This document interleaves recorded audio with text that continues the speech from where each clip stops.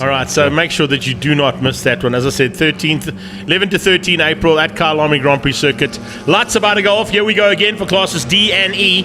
Now, we saw at the first start a bit of a change-up in the normal proceedings there.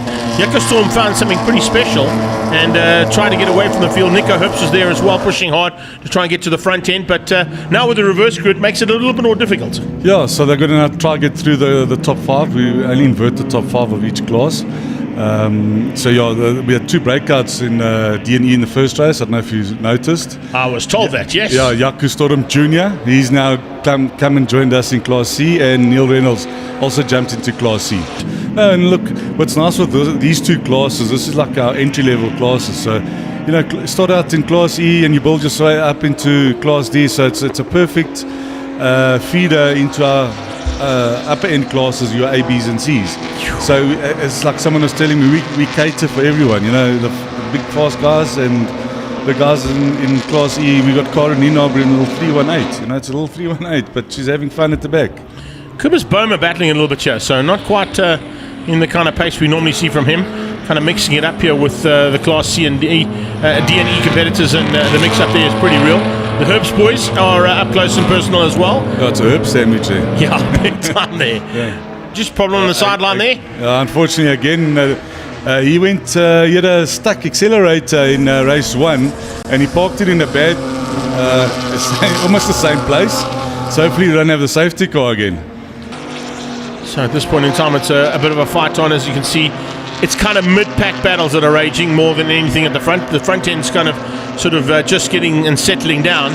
But it's what we've seen all season long as well, and all season long last year, where you get, particularly in Class D and E, the drivers of equal ability, cars of equal ability, and there can be up to 10, 12 of them fighting. Yeah, no, definitely. As you can see, all throughout even in the same class, there's packs of fights going on.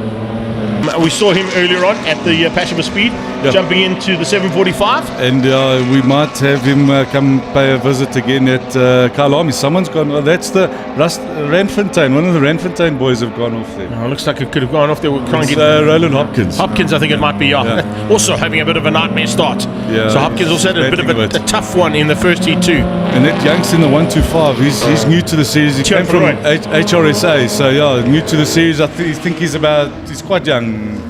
Probably 18, 19 years old. Nothing wrong with that.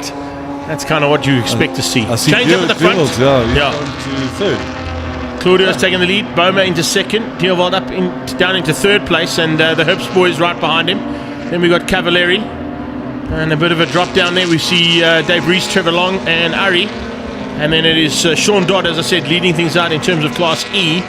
But Rodriguez, has he pulled away slightly? Yes, he has. Pulled slightly there on Tiaan van Rooyen. Nice thing there is, of course, it's going to be probably a little bit more experience on Dodd's point of view compared to Bertie Rietveld's. Yeah, he's been racing for many years. Yeah. Bertie's good with knives. Dodd has been racing for many years. That's a nice thing to know. Yeah. No, stay away from him. Bertie makes the investment knives, so it's quite an interesting field that he's in. Yeah. I don't want to say it, but he's brought a knife to a gunfight here, bud. You opened up that door for me. That was too easy. Yes. Exactly. There you go. Claudio's doing well. That's also, he joined the series last year, and now he's heading out to Class D. I'm quite impressed. That's what you want to be seeing, hey? Cavalieri Jr., he's also doing quite well. His mother was here earlier on today. First time that she's seen her son racing, so she hadn't been to the racetrack in many years, so it was good to see her back to the racetrack supporting her son. There's a move. Hey, good move. But I think he's overshot. Yeah, he's overshot. Yeah, so Stefano gets his place back. So the Victron Energy car, and Shane's going to also Grobler's going to sneak through as well. Yeah. Exactly what he wants to do now as they come out of turn 6 down towards 7. Grobler trying to close on the back end of Cavalieri, and Cavalieri could be in a bit of trouble here. Yeah, Grobler having a big look down into turn 8. We're running out of laps here. We're into the second half of this 10 lapper. It's 6 down and 4 to go. And that's always my favorite thing, seeing the blue flag come out when you're actually fighting hard for position. So there we go, return of the favour. Craig coming up the inside of Grobler. Can he make it stick though? No, not quite. All right, the greenhouse car, well, it's not really having any luck there, unfortunately, to get through with a lap to go. Yes. Are we going to see a chance there possibly for Nick to try and squeeze through? I don't know.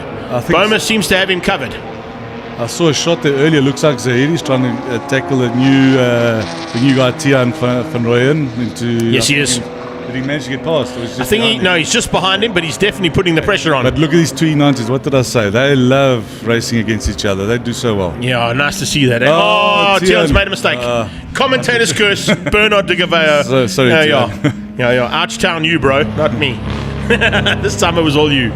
So it looks like a little bit of pressure there from Sidat. Of course, he's got a little bit more experience than Tiaan had. But Tiaan will learn from that. There's no doubt about it. Well, I actually think Tiaan's got more experience from racing in other categories, but it's obviously his first time. Yeah, first time in this class. And there's a Claudio. Well done. First place. Jadim. Yeah, another Poro. There we go. The Poros are taking over here. We thought the Chinese were, but let me tell you. Where are you going? Kobus Boma pulls to the sideline, across the line.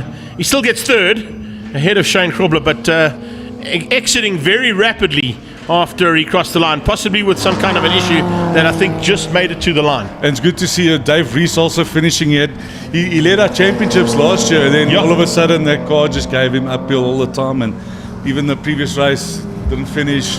And it's good to see him finish. Well done, Dave. Yeah, that was a very fun race too. Had first few laps I had to get past Devolt with a turbo car. That thing's like a rocket on the straight, so it was quite hard work getting an opportunity there.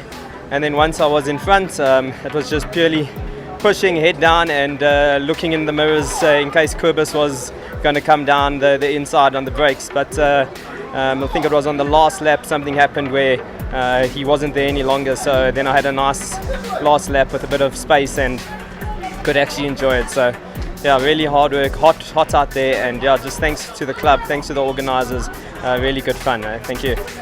Yeah, look, the racing was fantastic today. Yesterday I was off the pace, like badly, 3 seconds off the pace, and I just slowly but surely just got better.